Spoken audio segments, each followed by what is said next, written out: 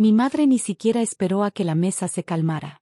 Alzó su copa delante de toda la mesa de acción de gracias y soltó algo tan cortante que atravesó el ruido de golpe. Anunció que Emily se quedaría con el dinero del seguro porque yo no lo necesitaba. Sin susurros, sin titubear, simplemente un veredicto público como si yo no fuera de la familia. Los tenedores se pararon en seco. Las conversaciones murieron a mitad de frase. Hasta las velas parecían parpadear de otra manera. Yo mantuve la cara serena, pero dentro de mí algo encajó definitivamente. Antes de meteros en ese momento, decime, ¿desde dónde estáis leyendo esto? Y cuando sepáis el resto, contadme qué habríais hecho vosotros. Me llamo Chloe, desde que tengo uso de razón, he aprendido a moverme en silencio por las habitaciones que mi propia familia llenaba. No porque sea tímida, sino porque estar callada te permite ver todo lo que la gente cree que ha escondido. Es el tipo de instinto que desarrollas cuando tienes una madre como la mía, alguien que adora el control tanto como adora a mi hermana pequeña Emily. Emily, si no lo habíais adivinado ya, es el sol en el cielo de mi madre. Tiene 2 años menos que yo, es dulce cuando le interesa, un poco frágil tras su divorcio reciente y, ahora mismo, vive otra vez en casa de mamá. Todas las decisiones de esa casa giran en torno a ella. Siempre ha sido así.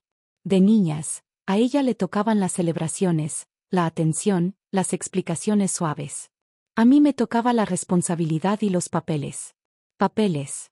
Esa palabra me ha perseguido más tiempo que cualquier recuerdo. Cuando tenía 19 años, mamá me puso delante un montón de formularios de actualización y me dijo que era pura rutina del gobierno, nada importante. Firmé porque confiaba en ella. Pero nunca olvidaré el pequeño logotipo de la esquina, algo que solo reconocí años después cuando tramitaba mis propios documentos en Denver, una compañía de seguros. Aquel momento se me quedó como un moratón bajo la piel, invisible pero imposible de ignorar. Vivir en Denver me dio espacio. Trabajo de analista, el tipo de curro que te entrena para seguir cronologías, detectar inconsistencias y prestar atención cuando alguien esquiva un detalle. Me hizo más aguda, más firme, mejor entendiendo los motivos de la gente. Pero nada te prepara para tu propia familia. Cuando mamá me llamó para Acción de Gracias este año, su voz sonaba demasiado alegre, demasiado ensayada. Me dijo que toda la familia extensa estaría en casa de la tía Carol en Seattle, primos, tíos mayores, gente que quiere el drama más que el postre. Mamá dijo que tenía noticias importantes que compartir y quería que estuviéramos todos. Ya solo eso era raro. Ella normalmente evita los anuncios a menos que la hagan quedar bien. La casa de la tía Carol siempre ha sido terreno neutral, cocina grande, mesa larga de madera, luz cálida. El tipo de sitio donde esperas paz, no un interrogatorio. Cuando llegué aquella noche, me abrazó primero y se apartó para mirarme como siempre, como si hubiera crecido tal y como ella esperaba en secreto. Mis primos charlaban alrededor de la isla de la cocina y el tío Mickey ya estaba contando anécdotas a grito pelado en la habitación de al lado. Todo parecía familiar, salvo por una cosa. Las manos de mamá no paraban quietas, alisaba el jersey, se tocaba el collar, intentaba parecer segura y fallaba estrepitosamente. Emily entró un poco más tarde. Me sonrió al verme y yo le devolví la sonrisa, aunque algo en sus ojos parecía cansado, como si sostuviera demasiado con muy poco sueño. Ella nunca me ha tratado mal, solo es fácilmente influenciable, sobre todo por mamá. Cuando nos sentamos a la mesa, lo noté, el cambio en el ambiente, la tensión acechando bajo el ruido de los platos. Algo se avecinaba, algo que mamá no estaba preparada para que yo viera con claridad. Pero yo ya tenía la verdad guardada discretamente en el móvil. La cena apenas había empezado cuando apareció la primera grieta de la noche. Vino en forma de comentario demasiado casual de mamá, de esos que están pensados para pasar desapercibidos. Pero yo llevo años escuchando entre sus palabras. Lo sentí caer como una piedra en agua quieta. Dijo algo de que por fin habían tramitado las cosas y enseguida cambió de tema. Emily levantó la vista confundida, pero mamá no la miró a los ojos. Esa fue la primera bandera roja. La segunda llegó 10 minutos después, cuando mi primo, que se entera de todo, se inclinó y me susurró: «Tu madre está rarísima esta noche». Yo fingí que me daba igual, pero también lo había notado. Mamá no comía. No paraba de mirar a Emily. Y cada vez que alguien mencionaba dinero o papeleo, se le tensaban los hombros. Debajo de la mesa, Alcé el móvil lo justo para desbloquearlo con el pulgar. El correo de la compañía de seguros llevaba días ahí, esperando. Notificación de revisión. Investigación en curso. Documentos en verificación. Todo muy educado, pero inconfundible. Estaban revisando la solicitud que había presentado mamá. No abrí el mensaje del todo. No hacía falta. Ya me sabía cada línea de memoria. Emily, mientras tanto, empezaba a darse cuenta de que algo no cuadraba. Se acercó y susurró, «¿Mamá te ha dicho algo de dinero?» Su voz tembló en la última palabra. Emily puede ser la hija preferida, pero no es mentirosa. Nunca ha sabido disimular la confusión y, en ese momento, su cara prácticamente lo gritaba. «No», respondí bajito. «¿Por qué? ¿Te ha dicho ella algo a ti?» Negó con la cabeza. «Solo repite que tiene una sorpresa. Pero yo no sé nada de ningún seguro». «Seguro». La palabra pesaba más de lo normal, como metal en la boca. Esa fue la tercera bandera roja. A nuestro alrededor, la mesa seguía su curso, tenedores raspando, sillas moviéndose. El tío Mike diseccionaba alguna historia del trabajo. Los mayores debatían sobre fútbol. La tía Carol seguía pasando fuentes con su calidez habitual. Nadie sabía que el suelo bajo nuestros pies ya se estaba agrietando, pero yo lo sentía, algo viejo y feo estaba subiendo. Entonces mamá lo hizo otra vez. Se inclinó hacia adelante y contó una historia sobre lo duro que había sido el último año para Emily, con la voz cargada de lástima. No mencionó el divorcio directamente, pero no hacía falta. La pintó como alguien frágil, alguien que se merecía algo, alguien que necesitaba, bueno, exactamente lo que ella planeaba darle. Ese fue el momento en que reconocí el tono. Lo había oído 10 años atrás en nuestra antigua cocina cuando deslizó aquellos formularios por la encimera y me dijo que firmara rápido antes de que se le olvidara. Entonces no lo entendí, pero ahora sí.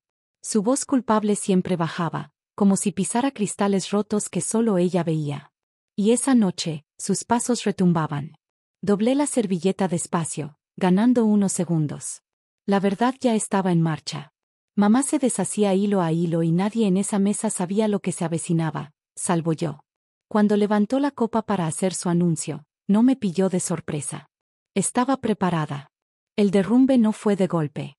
Vino en pequeñas fracturas, silenciosas, innegables y perfectamente visibles para quien prestara atención.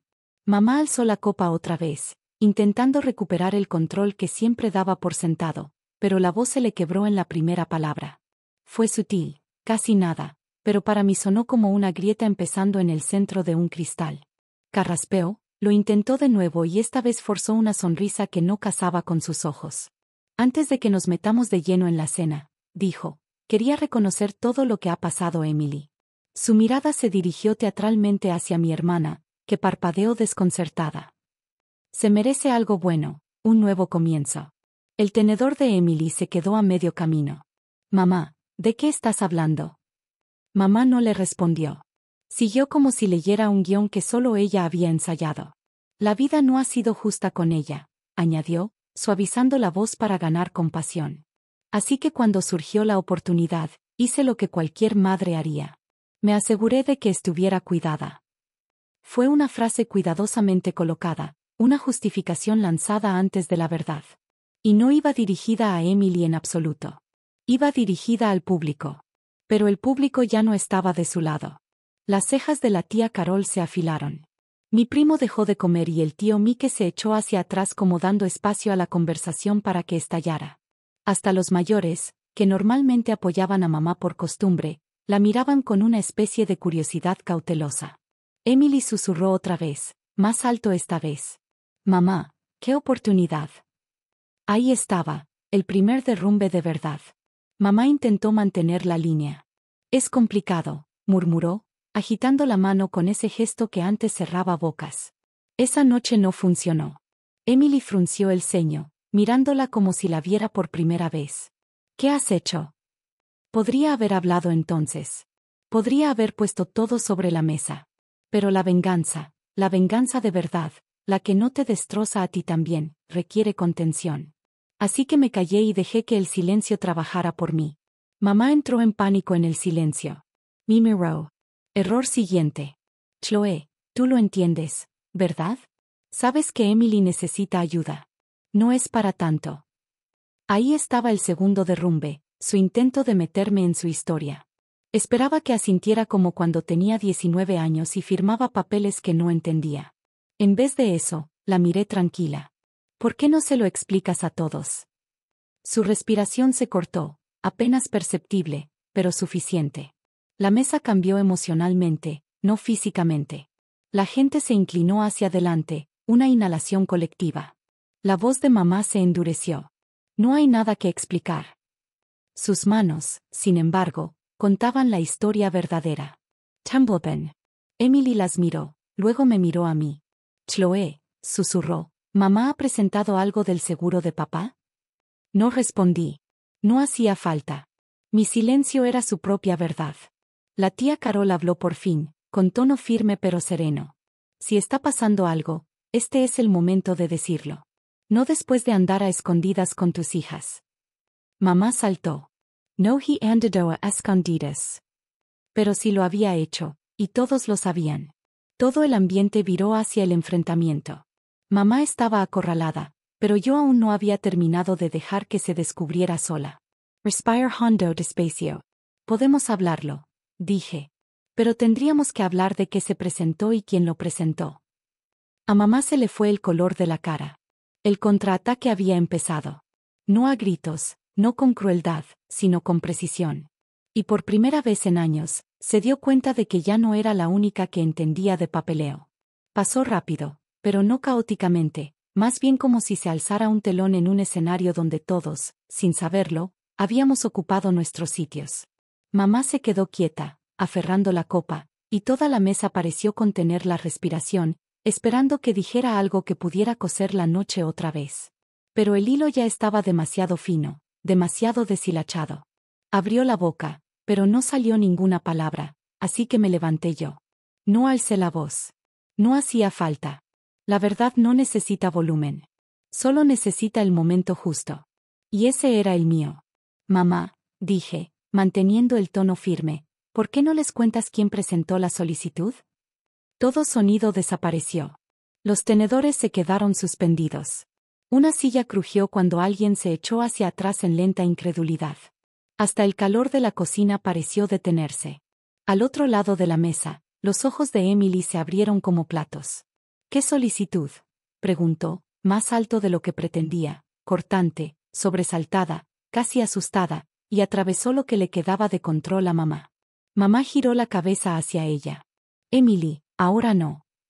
Pero Emily también se levantó, la silla raspando fuerte contra la madera. No, quiero saber de qué habla. ¿Qué solicitud? Su voz se quebró en la última palabra. Los labios de mamá temblaron. Me miró con algo entre advertencia y desesperación.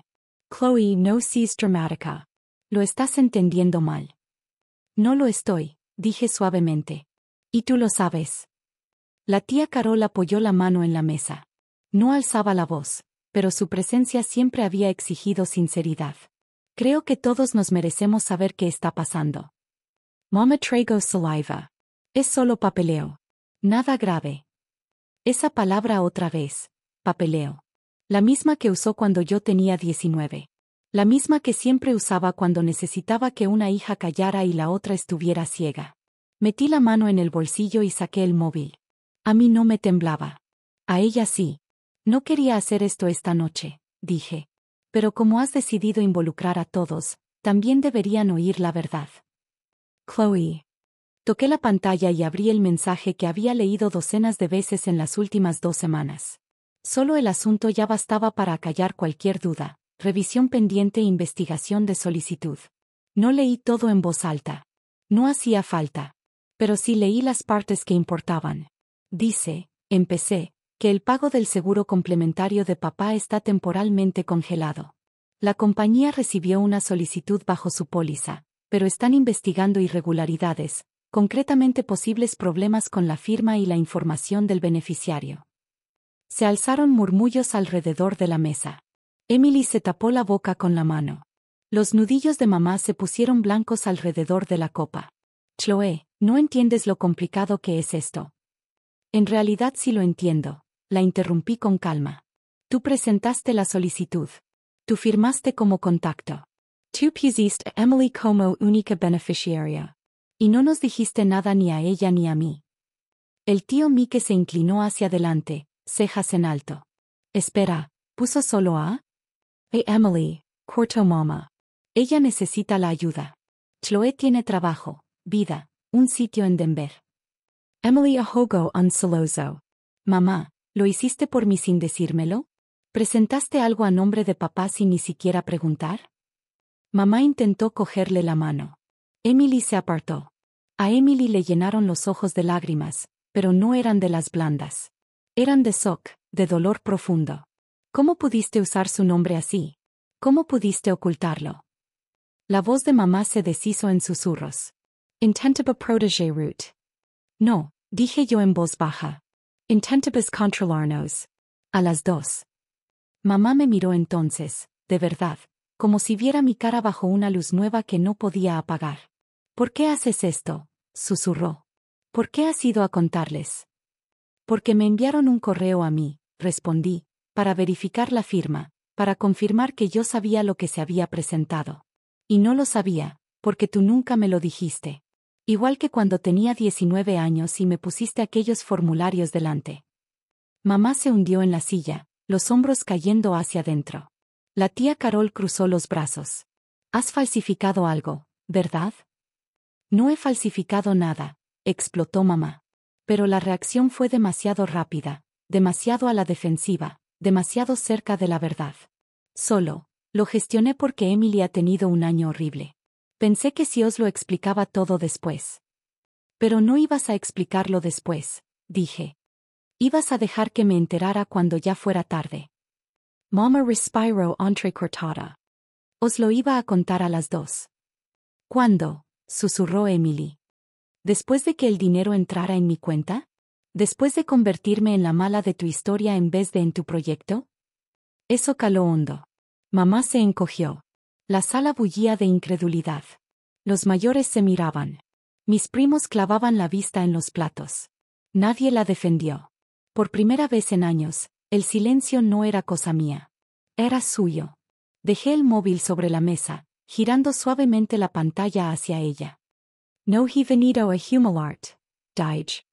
Pero tú has hecho un anuncio público sobre algo que no tenías derecho a hacer en privado. Los ojos de mamá se llenaron de lágrimas. Todo lo que hice fue por esta familia. No, respondí, manteniendo la voz nivelada. Todo lo que hiciste fue fingir que eras tú quien mantenía unida a esta familia. Emily retrocedió, secándose la cara. No quiero dinero que venga de una mentira. Aquellas palabras abrieron algo, no solo en la sala, sino en mamá.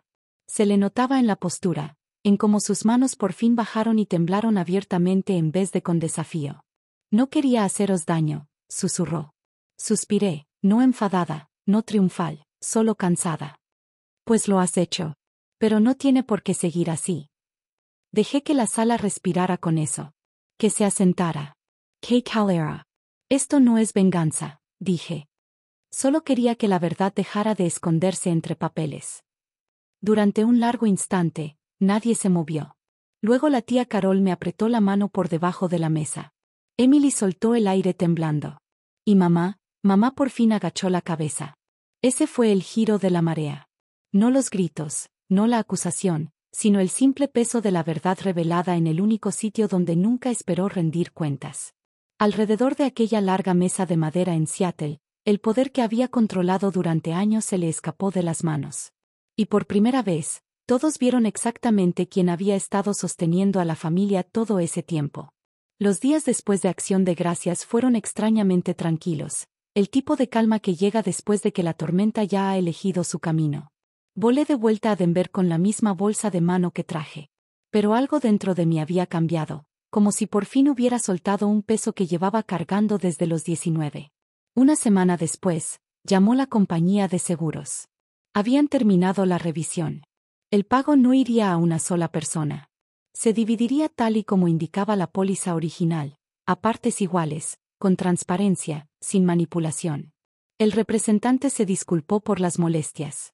No le dije que las molestias nunca habían venido de su lado. Emily me llamó esa noche. Su voz sonaba insegura, pero sincera como no la oía desde que éramos adolescentes.